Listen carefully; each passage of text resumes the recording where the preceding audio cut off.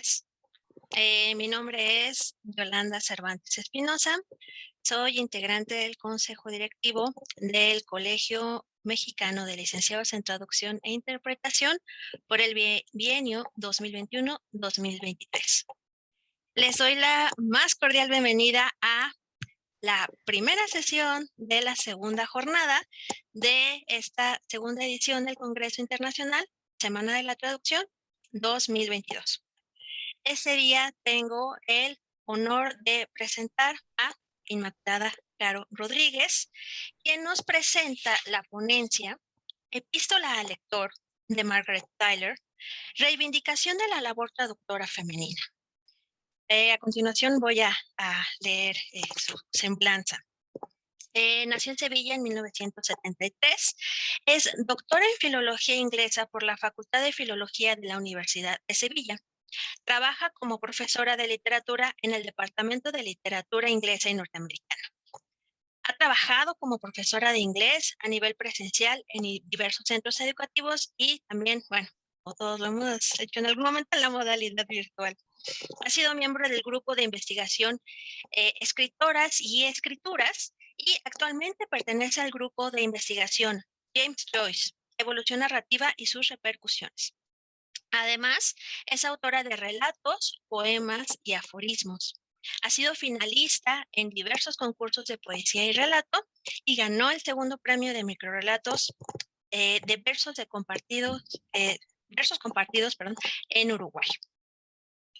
Bueno, antes de cederle la palabra, al igual que ayer les pedimos, por favor, tengan sus micrófonos apagados.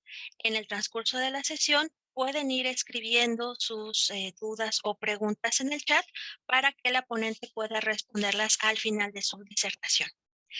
De acuerdo, pues, sin más que agregar, muchísimas gracias, Inmaculada. Te cedo la palabra. Muchísimas gracias a la organización primeramente por aceptar mi ponencia, a todos ustedes que están presentes también, agradecerles que estén aquí en el día de hoy. Voy a compartir mi pantalla para Adelante. la presentación en Canva. A ver, les voy a dejar a ver si puede ser. Esperemos que sí y voy a darle a presentar. A ver. Aquí, a ver si me deja. Sí, ya. Muy bien, pues el título de mi ponencia está centrada en la epístola al lector de Margaret Tyler, que es una traductora de la época renacentista inglesa y muy poco conocida, pero que en los últimos años sí que se está reivindicando esta epístola que ella escribió como defensa de la mujer traductora, debido a los estudios de género fundamentalmente.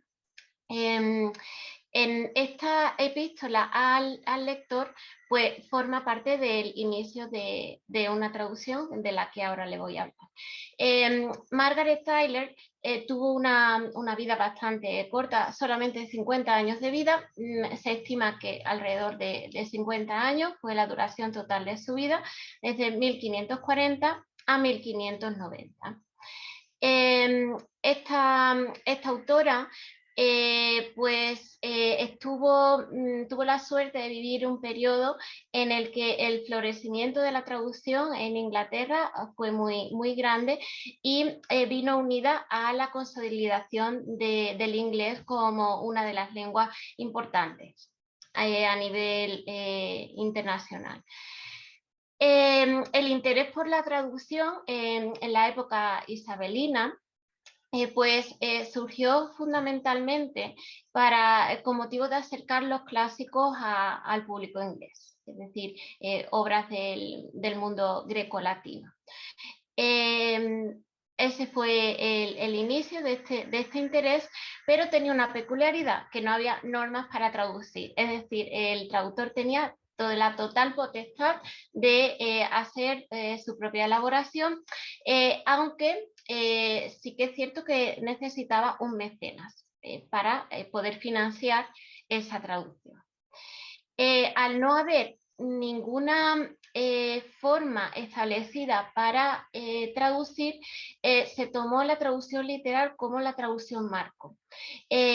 Ante esto, por ejemplo, pensadores como Dryden consideraba que la traducción literal era servilismo porque al traductor no se le permitía de alguna manera o no caía en poner algo de su propia cosecha. Por eso el término servilismo. La lengua española suscitaba en el periodo renacentista, concretamente durante el reinado de la reina Isabel I, pues una mezcla entre interés y rechazo. Interés a nivel comercial, a nivel político, porque había que tener una relación con España, aunque fuera un país rival.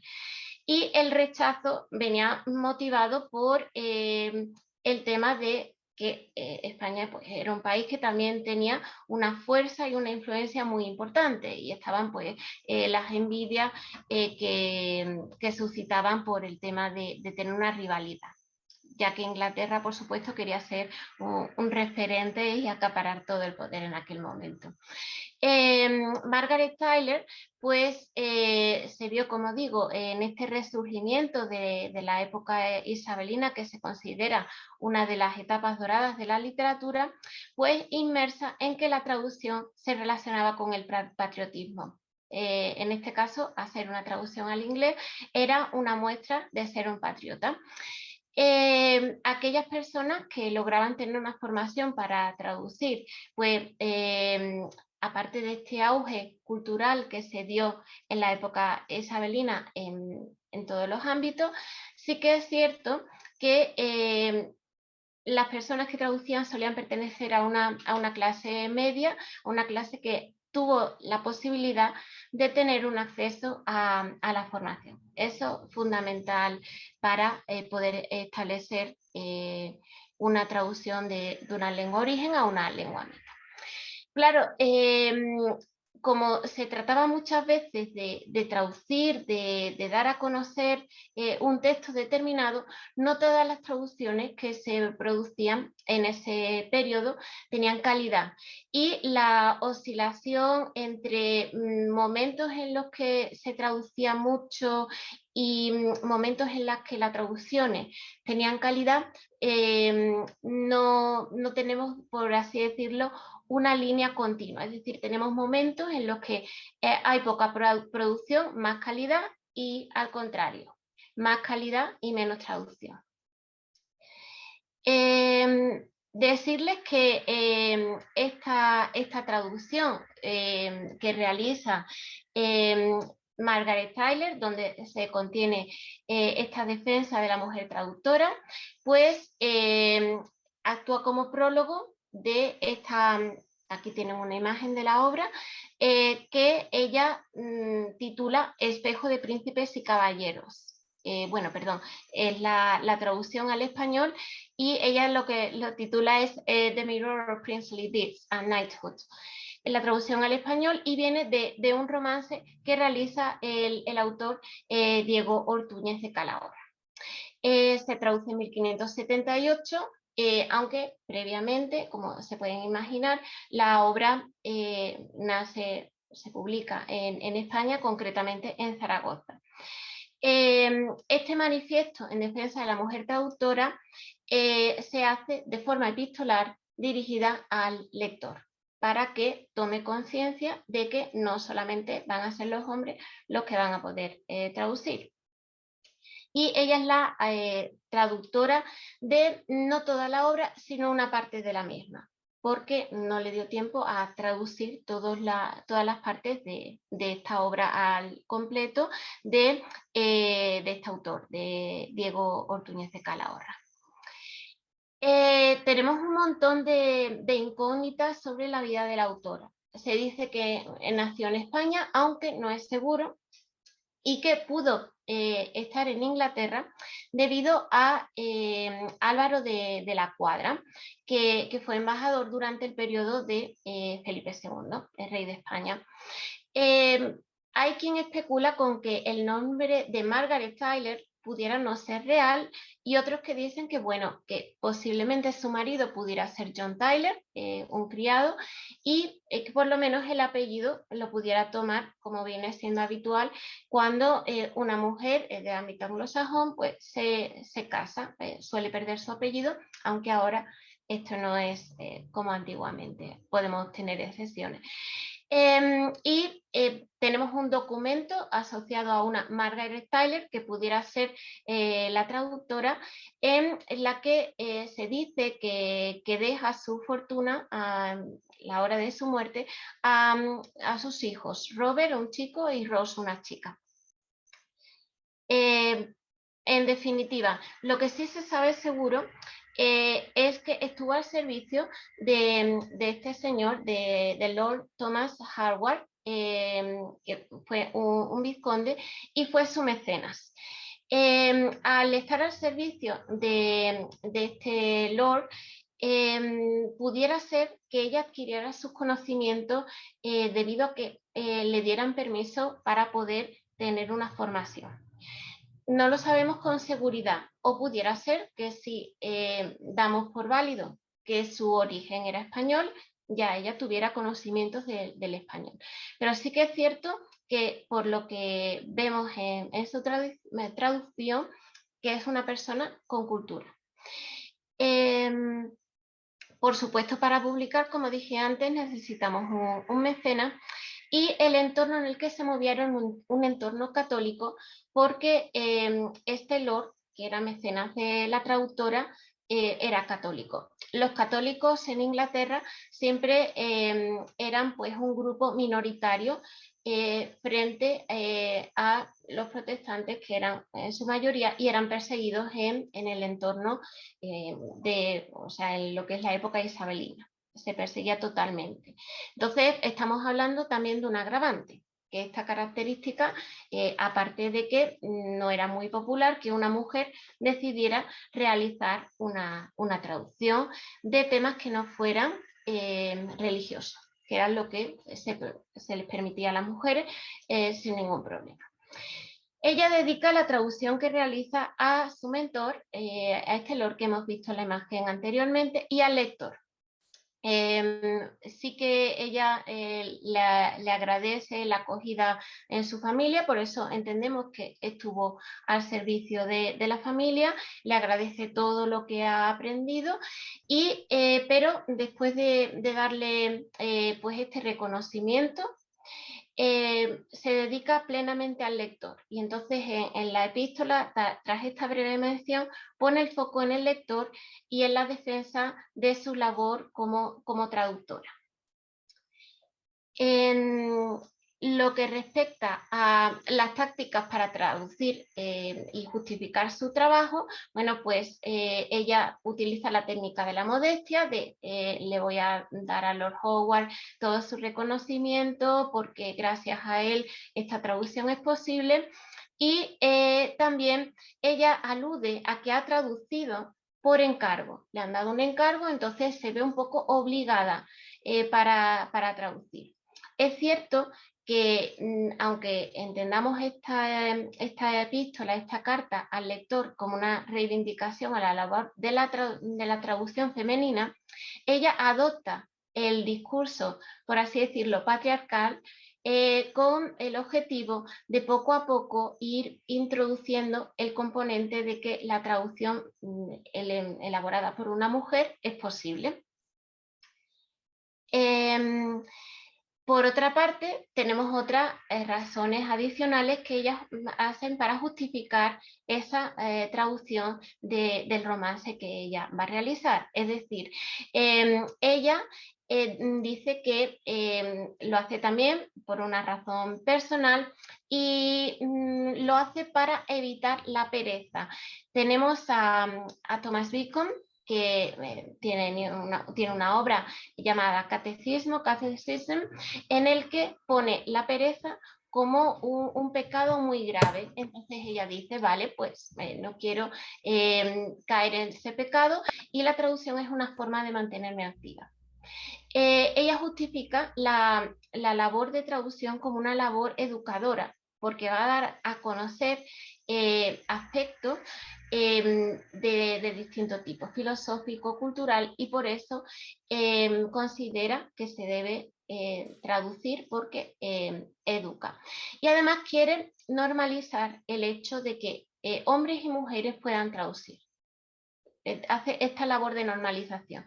La labor de traducción no es exclusiva para hombres, los hombres tenían la total potestad de hacer cualquier tipo de traducción y, como he comentado anteriormente, las mujeres solo obras religiosas, porque el objetivo era de que la moralidad de la mujer no se pervirtiera. Ese era el concepto que se tenía en esa época, y ella dice, bueno, pues no tenemos por qué adquirir cosas que se puedan considerar inmorales y que vengan en los textos. Entonces, igual que hace un hombre tampoco va a adquirir a lo mejor otra moralidad distinta por el hecho de traducir.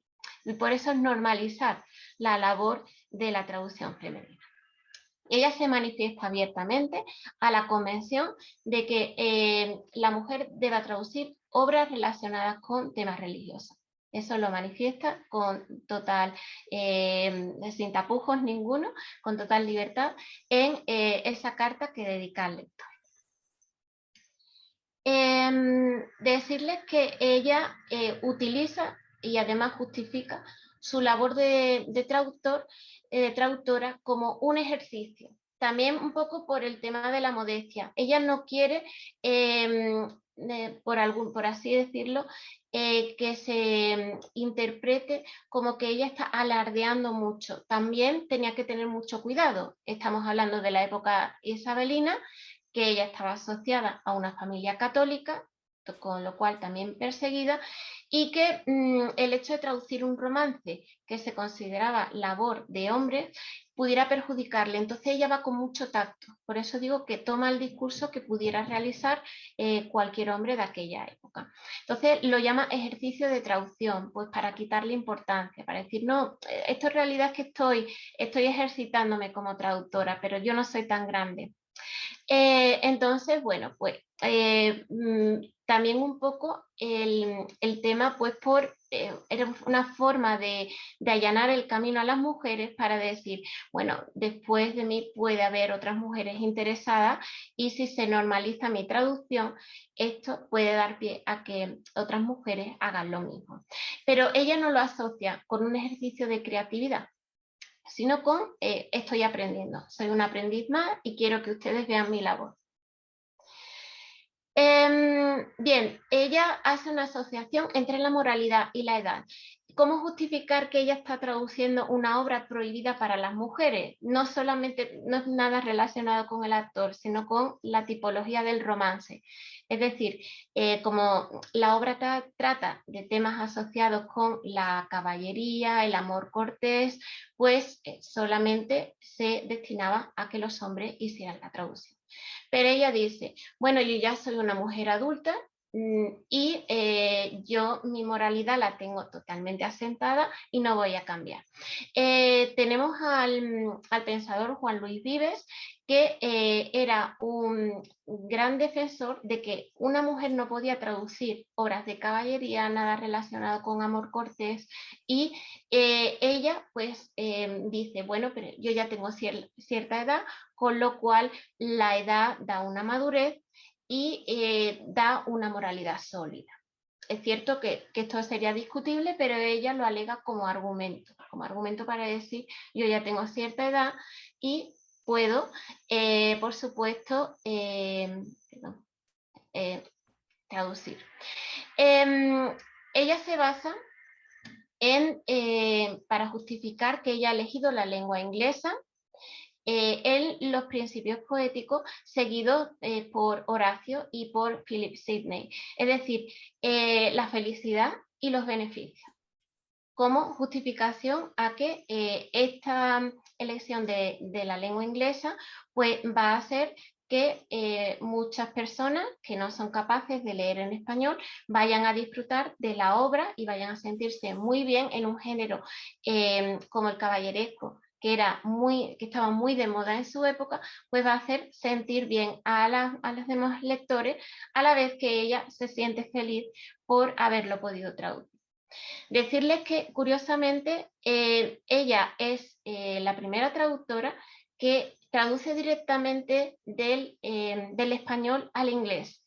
Era típico en aquella época que se hicieran traducciones al inglés, de traducciones a su vez del italiano y del francés, y ella sin embargo no. Entonces es una mujer pionera en eso, en traducir directamente del español al inglés.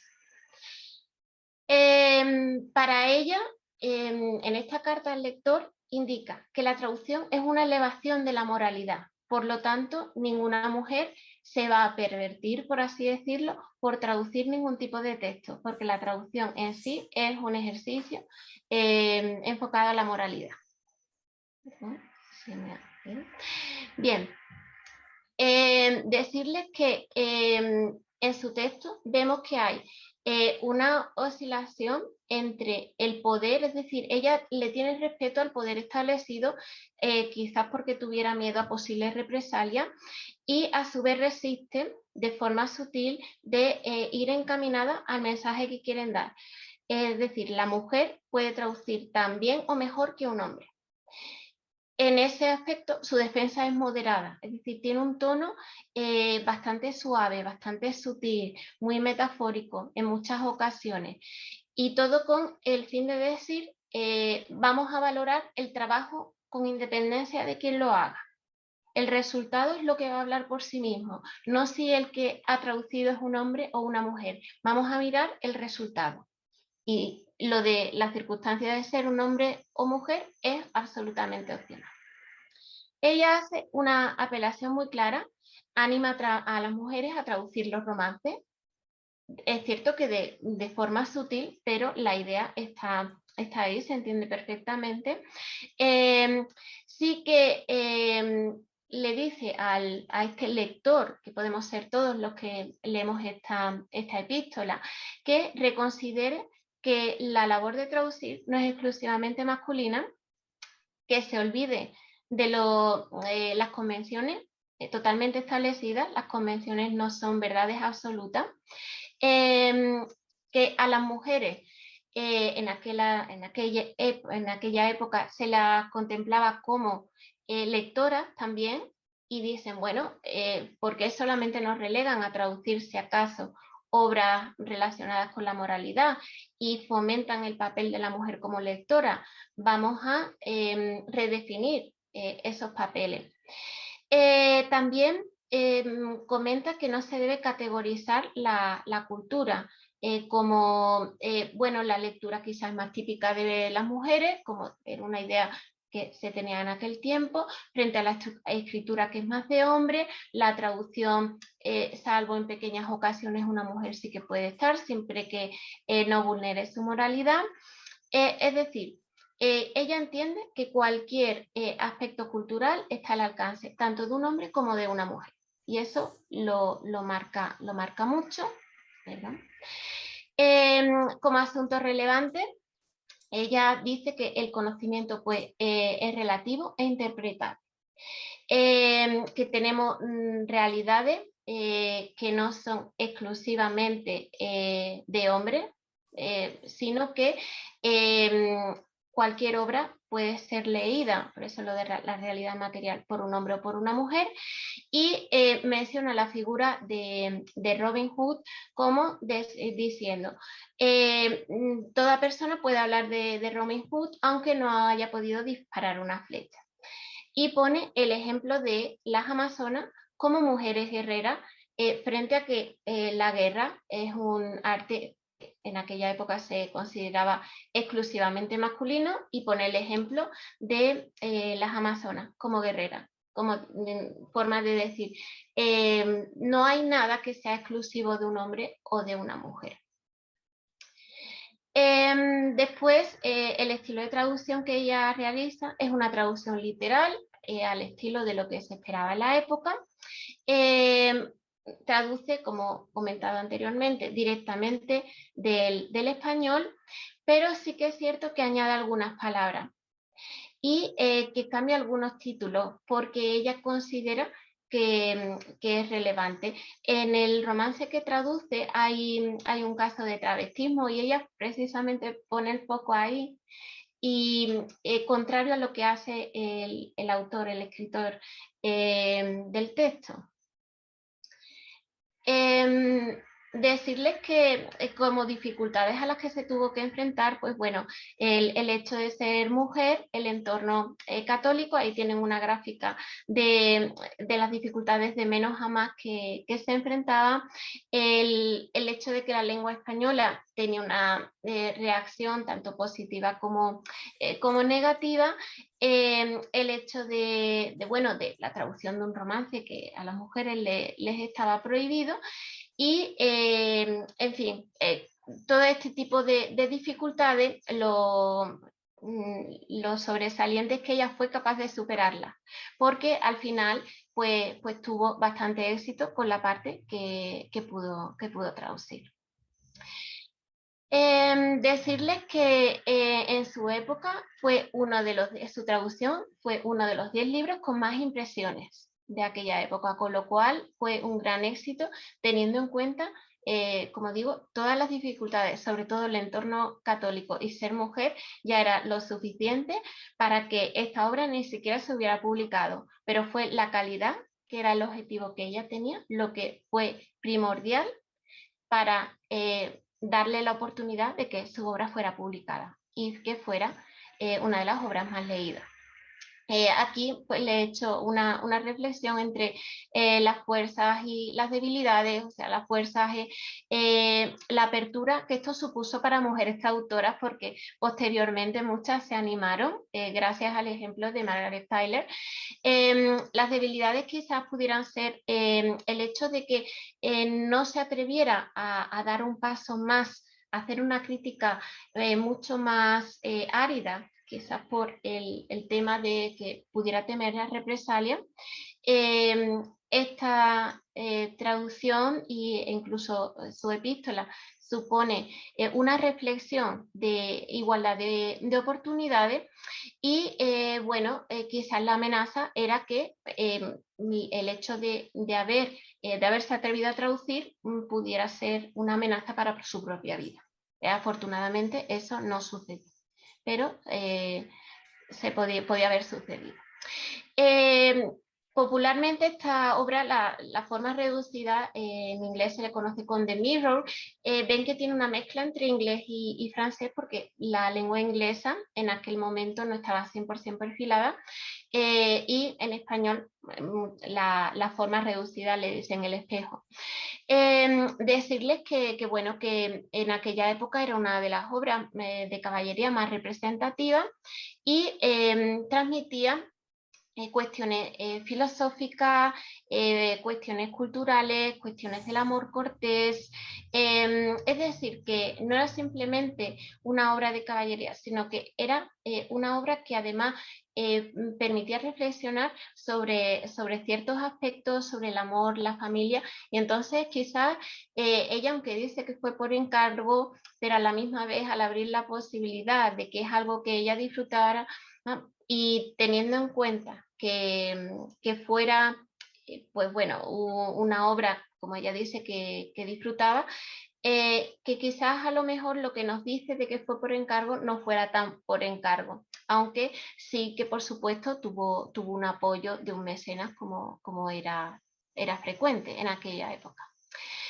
Como comenté, solo traduce una parte, quizás también porque tuvo una vida, a ver, para nosotros es corta, 50 años, pero en aquella época la esperanza de vida estaba en alrededor de los 40-45 años. Pero sí que es cierto que pudiera no haber tenido la oportunidad de traducir, no se sabe por qué no se decidió a traducir o ni siquiera empezar las demás partes de la obra que ella inicia, y se le encarga las siguientes partes de ese romance a Robert Perry, es el continuador. Sin embargo, este traductor, no tiene ni la mitad de éxito que tuvo Margaret Tyler con la publicación de su traducción en su vida. Decirles que la traducción de Margaret Tyler ya en su época tuvo mucha relevancia para otros escritores. Tenemos a Ben Jonson con The Fairy Queen, a Middleton y a Rowling con The Changeling, y varias obras de William Shakespeare que recogen esta traducción de Margaret Tyler. Se la conoce también como la traductora traducida, porque tenemos traducciones incluso solamente de la epístola al lector, porque constituye actualmente quizás la parte más interesante. Decirles que la epístola al lector o carta al lector se considera un manifiesto protofeminista en la crítica actual, debido a la defensa que hace de la mujer traductora. Comentarles que la carta al lector o la epístola al lector supera incluso a la misma traducción que ella hizo actualmente. En su época no, fue la traducción lo que le dio la posibilidad de publicar. Cuenta con varias traducciones a varias lenguas. Se considera uno de los primeros manifiestos en defensa de la mujer, con el foco en traducción, y sí que es cierto que ha estado durante unos años ensombrecido quizás por la reivindicación de los derechos de la mujer que realiza Mary Wollstonecraft, que también al ser la madre de Mary Shelley, pues tuvo una importancia muy grande, pero sí que es cierto que cuando uno piensa en una reivindicación de la mujer, quizás una de las obras que se le vienen en mente es la de Mary Wollstonecraft. Entonces, durante un tiempo también, posterior ya a 1590, que fue aproximadamente cuando murió Margaret Tyler, se produce una pérdida de protagonismo de autores del periodo isabelino, y quizás también eso hizo que Margaret Tyler pues quedara también ensombrecida. Esto como por mencionarles algunos aspectos. Bien, decirles también que su obra epistolar, es decir, es una obra muy breve, es la introducción a la traducción que ella hace, pero es equiparable y tiene esta consideración actual. La defensa que hace de la traductora Margaret Tyler es equiparable con la defensa de la poesía de Philip Sidney. Hasta ese punto llega ahora su reconocimiento y su importancia. Yo les voy a leer, si tenemos tiempo, y si no pueden pararme, algunas de las frases relevantes que ella, es la traducción al español, una de ellas, que podemos encontrar en la defensa a la traducción que ella realiza. Y tenemos aquí, como el mérito es más del estilo que del contenido de esta obra, y quisiera, a ver si puedo, porque voy a poner esto por aquí, y quisiera transmitirles el placer que yo misma encontré al leer el texto en español, aunque es raro que se conserve el sabor cuando pasamos de una lengua a otra, es decir, ella entiende que se puede perder parte del contenido, y esto ella lo recoge en su obra.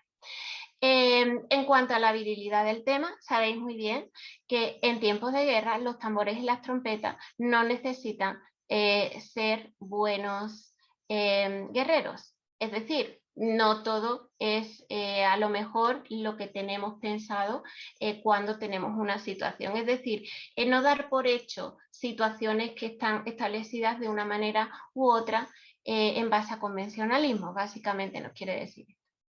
No es pecado hablar de Robin Hood aún sin haber tirado la más mínima flecha con su arco. Todo el mundo puede hablar de cualquier cosa, por lo tanto cualquier persona puede, de alguna manera está diciendo, cualquier persona puede traducir. A ver, sí. Después tenemos, perdón.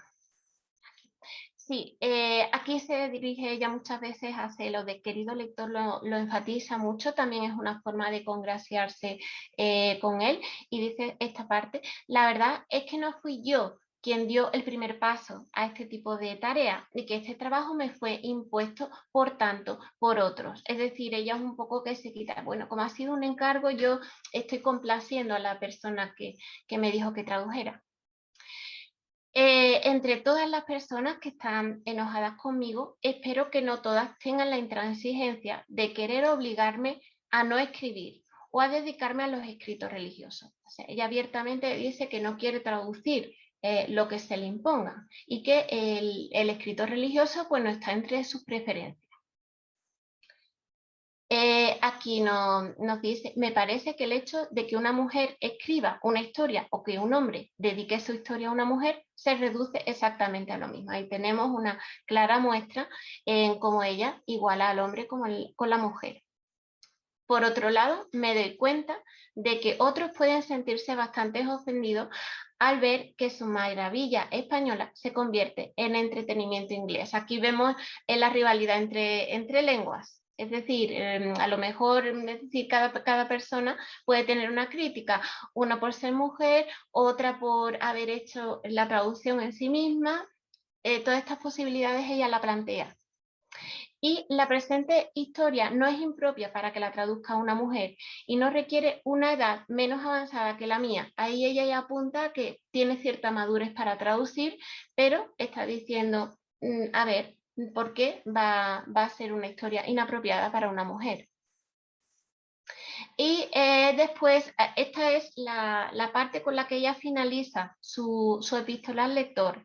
Ella dice que sobre estos dos puntos, querido lector, nuevamente esa referencia amable al lector, creo haberte advertido ya, por temor quizás de que al conocer mi nombre y mi edad te haga sospechar injustamente de mi osadía e impertinencia. Con esto te saludo. Es decir, ya dice, bueno, este tema está considerado inmoral, pero yo ya tengo una edad con unos conocimientos y una madurez que me permite traducir. Así que por esa parte, estoy totalmente libre de que ciertas ideas pudieran influenciar. Con esto termino y muchísimas gracias por su atención.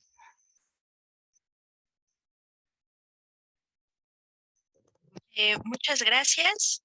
Pues ahora los invito a que pongan sus preguntas en el chat. Vale, voy a dejar Dice, fue muy inteligente y sutil al defender su labor. Tenía que ser cuidadosa para seguir pareciendo sumisa, pero al mismo tiempo hacer llegar su mensaje. ¿Quién diría que ahora la traducción es una industria en donde predominan más las mujeres, al menos en México? Y justo yo también iba a decir eso, ¿no? A lo mejor no sé, desde donde se esté viendo, está contenta que las mujeres no solo se abrieron paso, sino que son mayoría en este ejercicio de la labor traductora. Totalmente, totalmente, sí, sí. Sí, sí, es cierto. Ahora mismo hay una mayoría, afortunadamente, de mujeres después de haber tenido durante un montón de años quizás esa relegación a un segundo plano o no tener protagonismo en absoluto. Ahora, afortunadamente, pues sí que hay muchas mujeres, sí que es cierto. Bueno, mientras escriben preguntas, ¿por qué considera que esta traductora apenas se está conociendo, apenas se está estudiando? O sea, ¿por qué no antes, a pesar de este predominio del que estamos hablando, ¿no? Que no es de ahorita, que ya lleva cierto tiempo. Sí, yo creo que intervienen dos cosas. Primeramente, que tenemos muchas incógnitas alrededor de su vida, porque, bueno, estas fechas que les he puesto se basan en un testamento de una Margaret Tyler que pudiera ser esta misma persona.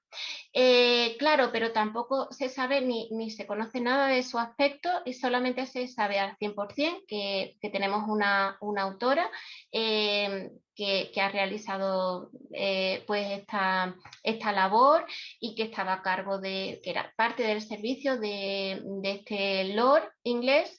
Y quizás además los posibles prejuicios, porque la sociedad inglesa, aunque ahora mismo ha cambiado, pero siempre el hecho de pertenecer a un entorno católico, aunque no sabemos si ella realmente era católica o no, pero sí que lo era su mecena, haya podido influir en decir, bueno, pues como no sigue por así decirlo, lo que es la normalidad, lo predominante, vamos a tenerlo oculta.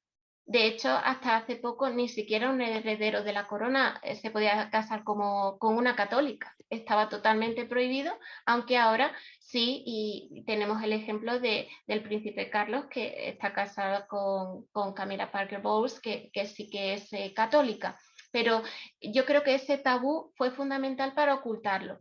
Poco a poco, a raíz de un resurgimiento de estudios isabelinos, sí que han visto que sobre todo esta epístola, más que la traducción, que no es que sea mala, se han dado cuenta de que es totalmente equiparable a la labor que hizo Mary Wollstonecraft, que se consideraba quizás el primer manifiesto protofeminista, y hemos visto que no, que ya tenemos un ejemplo, y además en una mujer que es traductora, y a mucha gente le ha sorprendido de que pueda ser una traductora la que a su vez no solamente reivindica la labor de traducción, sino la labor de que la capacidad de la mujer.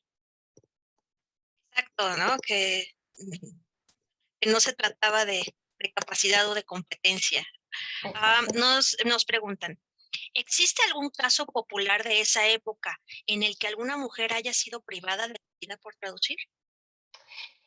No, porque si las cosas, por así decirlo, se ponían feas, lo que se hacía era como decir que en realidad que ella no fue la traductora, se le atribuía a un hombre. O sea, tenemos además, por ejemplo, yo estoy realizando también estudios de eso, de mujeres que tuvieron que rechazar su propia identidad y decir que al final no, es que fue un hombre o fue el marido. Y después estamos viendo de que no fue realmente el que hizo pues esa labor cultural, sino que fue la mujer la que lo hizo.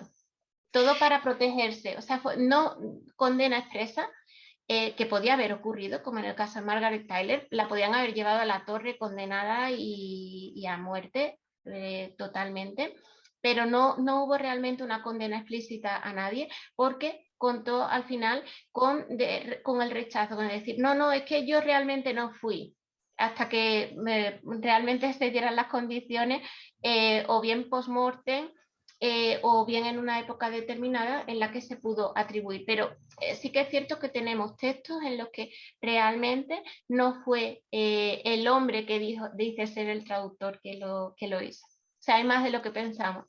Sí, y si aparte tomamos en cuenta que en realidad no tenemos idea de cuántas mujeres pudieron usar seudónimos, ¿no? Justo para esto. A lo mejor en muchas traducciones que estamos convencidos ahora que fueron traducidos por hombres, quizá no fue el caso, ¿no? Lo malo es que por todo esto, para saberlo, pues está sumamente complicado. Nos dicen también, me han solicitado traducciones de Instagram de raperos o gangueros y el lenguaje para mí como mujer es bastante ofensivo, pero ¿cómo manejar esta situación? Uf, bueno, es que ya con las canciones de ahora. Te agradecen mucho por la presentación y estoy de acuerdo con lo que dice Jania. Dice, veo que la traducción predomina más las mujeres. Nunca me había puesto a pensar el rol de la mujer en la traducción. Me dieron ganas de leer más de Margaret Tyler y creo que eso es algo que nos va a dejar esta excelente ponencia, esas ganas de investigar más sobre pues una de las pioneras de la traducción, ¿no? ¿Cómo pasamos a ser las mujeres mayoría en la traducción? ¿Ha sido la evolución natural de la sociedad o algún evento en específico lo produjo? ¿Qué Bueno, opinas al respecto? sí, quizás porque la traducción lleva una época que se está asociando con las humanidades, y las humanidades desgraciadamente se asocian fundamentalmente con las mujeres, igual que las ciencias se suelen asociar más con los hombres. No tiene por qué ser así. Entonces yo creo que eso ha provocado, es por cuestiones de nomenclatura y por convencionalismo, de decir, es que la traducción es de humanidades y por lo tanto se asocia a las mujeres. Entonces, pues quizás eso haya podido hacer que haya más mujeres en eso y que los hombres se hayan querido quitar alguno de eso. Sin embargo, la traducción sí que es cierto que está pasando ahora mismo por un periodo de infravaloración por el tema de los programas de traducción, que yo creo que nunca van a sustituir a un traductor, nunca. Hay algunos que son muy perfectos, pero siempre necesita el componente humano. Claro, 100%. 100%. 100%. Nos comentan también, excelente la manera en que ha logrado transmitir el sentir de Margaret Tyler para que no se pierda la fuerza y la vigencia de su defensa, ¿no? Eso también es importante. Excelente tema. Me gustaría saber dónde podemos conocer más sobre esta traductora. ¿Hay alguna página o libro donde se hable más de ella? Pues ahora mismo no tenemos, yo por ejemplo sí que la estoy estudiando, pero sí que es cierto que tenemos muy pocos estudios, solamente tenemos referencias por ejemplo, al adquirir el libro donde viene su traducción, y sí que tenemos los estudios realizados por los editores, por personas que han querido contribuir a la traducción mediante un artículo o algún estudio más, pero no tenemos un blog específico de ella, sino que son a través de referencias externas y muchas veces tenemos que comprar, curiosamente, a pesar de que tenemos ahora un acceso a las nuevas tecnologías muy grande, pero tenemos que comprar más obras físicas donde vienen prólogos y estudios previos a lo que es la traducción realizada por ella. Pero tenemos muy poquita información. No tenemos blog exactamente de ella, que sería también un estudio interesante, o tenemos referencias a ella, pero mezcladas con otras mujeres. Entonces, eso de alguna manera no es que no la singulariza. Es importante sí que esté con otras mujeres, pero no la singulariza. Y la labor que hace la defensa de la traducción femenina es tan importante que yo creo que es que merece más estudio y más profundización, porque queda invisibilizada por la labor, que no desmerece, por supuesto, de otras mujeres. Pero a lo mejor encontramos blogs muy genéricos de periodo isabelino y nos viene a lo mejor una mención, pero nada más que una mención. Algo muy pobre para el paso que ella dio de atreverse, porque ella no contaba, es cierto que contaba con un mecenas, pero no contaba con una organización que pudiera ser de tipo feminista, porque era impensable en aquella época, no contaba con nadie que pudiera protegerla, sino que ella, aunque fuera sutil, pero lo que dice hubiera sido para ser condenada incluso a muerte.